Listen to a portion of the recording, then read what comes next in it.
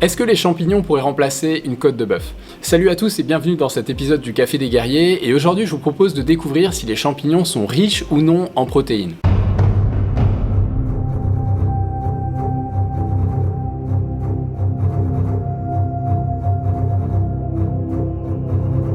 Imaginez un instant que vous soyez seul sur une île déserte. Vous êtes le dernier survivant de l'humanité qui a été anéanti suite à un tremblement de terre.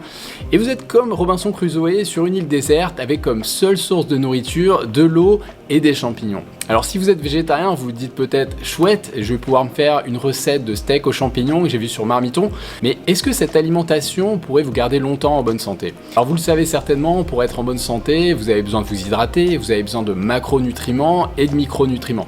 Mais aujourd'hui, je vous propose de découvrir si les champignons peuvent vous apporter suffisamment de protéines pour être en bonne santé. Alors avant toute chose, vous vous demandez peut-être ce que c'est que les protéines. Alors les protéines souvent sont associées au monde du culturisme, du fitness, voire même du dopage.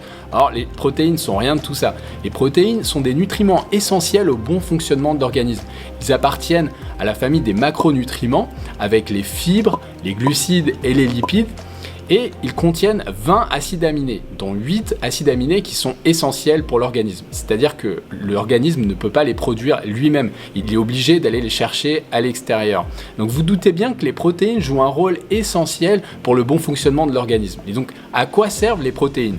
Eh bien, les protéines vous apportent de l'énergie, elles servent au bon fonctionnement de l'organisme et à l'équilibre hormonal. Elles jouent aussi un rôle important, voire même crucial pour le système immunitaire. Chez les sportifs, les protéines aident à la construction et au maintien de la masse musculaire. Cependant, leur rôle n'est pas réservé au développement musculaire puisqu'elles aident également à la récupération physique. Si vous n'avez pas un bon apport en protéines, ça va être difficile pour vous de bien récupérer. Alors où est-ce que vous trouvez des protéines ? Eh bien, vous en trouvez dans la viande, le poisson, les œufs, les yaourts, les oléagineux. Et est-ce que vous trouvez des protéines dans les champignons? Eh bien oui, les champignons sont riches en protéines, ils en contiennent même davantage que les légumes. Ils contiennent 2 à 3% de protéines contre 1 à 2% pour les légumes. Alors vous dites certainement, si vous êtes vegan, chouette, je vais pouvoir me faire une alimentation 100% champignons, mais est-ce que c'est une bonne idée? Est-ce que les protéines des champignons pourraient remplacer les protéines que vous trouvez dans la viande ou d'autres sources d'alimentation? Eh bien selon la nutritionniste américaine Karen Collin, les champignons ne sont pas une bonne alternative à la viande. Pourquoi ? Parce qu'ils contiennent 13 fois moins de protéines qu'une viande rouge.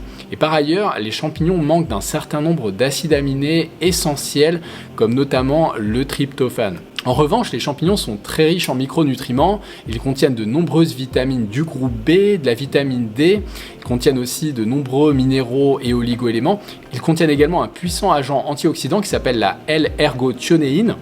Ils sont également riches en principes actifs, des polysaccharides fongiques qui jouent un rôle important dans la régulation du système immunitaire. Même si les champignons ne sont pas riches en protéines, ils vous apportent quand même une grande quantité de micronutriments essentiels au bon fonctionnement de l'organisme et à l'équilibre hormonal. Alors maintenant on va voir un petit peu quels sont les champignons les plus riches en protéines. Alors en première position on trouve la morille qui contient 3,2% de protéines. Les morilles font partie des champignons les plus prisés au monde. Elles ont un goût délicieux de noisettes, un peu de viande qui fait merveille dans de nombreux plats gastronomiques. Ensuite vous trouvez les pleurotes qui contiennent 3,1% de protéines, qui font partie avec les morilles des champignons les plus protéinés.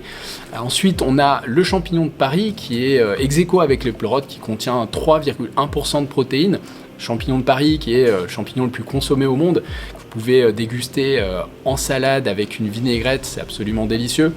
Ensuite, on trouve l'enoki, qui est un champignon de la tradition japonaise, que vous pouvez manger notamment avec une soupe miso, qui contient 2,7% de protéines. Ensuite, on a la chanterelle, qui contient 2,2% de protéines. Ensuite, on trouve le shiitake, ce célèbre champignon de la tradition asiatique, qui contient 2,2% de protéines.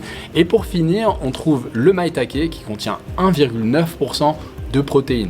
Le maitake est également un champignon de la tradition asiatique bien connu qui s'utilise essentiellement comme champignon médicinal, mais qui peut aussi être cuisiné dans différents plats de nouilles ou avec du riz ou des soupes.